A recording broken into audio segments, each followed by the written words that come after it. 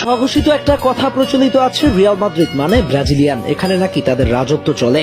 বাস্তবতা হলো আর্জেন্টাইন তরুণ তারকা মাস্তান্তুয়ানোকে যখন দলে ফেরানো হলো তখনই অনেকে বলেছে এখানে বেশি দিন টিকতে পারবে না ছেলেটা। সব দিক মিলিয়ে তুচ্ছ তাচ্ছিল্যের চোখে দেখা হবে, ফেস করতে হবে নানা সমস্যা।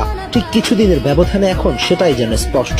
শোনা যাচ্ছে ড্রেসিং রুমে সময়টা ভালো যাচ্ছে না এই আর্জেন্টাইনের। এএস পত্রিকার রিপোর্ট অনুযায়ী সিনিয়রদের সাথে নাকি সম্পর্কটা ভালো যাচ্ছে না মাস্তান্তুয়ানোর। গেতাফের বিপক্ষে ম্যাচে একটি ফ্রি কিক নেয়াকে কেন্দ্র করে নাকি ঘটনার সূত্রপাত। অভিজ্ঞ ডিফেন্ডার আলাবার সঙ্গে কথা কাটাকাটি হয়, পরিস্থিতি সামাল দিতে শেষ পর্যন্ত মিলিতাওকে এগিয়ে আসতে হয়েছে। এটি স্পষ্ট বোঝা যাচ্ছে এখানে চাইলেই ফ্রি কিক কিংবা যে কোনো সিদ্ধান্তে হস্তক্ষেপ থাকে, চাইলেই মাস্তান নিতে পারবে না। সেখানে কোচের প্রতি অসন্তোষের বিষয়টাকেও সামনে তুলে আনা হয়েছে। স্প্যানিওলের বিপক্ষে ম্যাচে যখন মাস্তানকে তুলে নেয় কোচ, তখন তিনি স্পষ্টই প্রতিক্রিয়া দেখাতে থাকে। মাঠ থেকে কি যেন বলতে বলতে উঠছিল।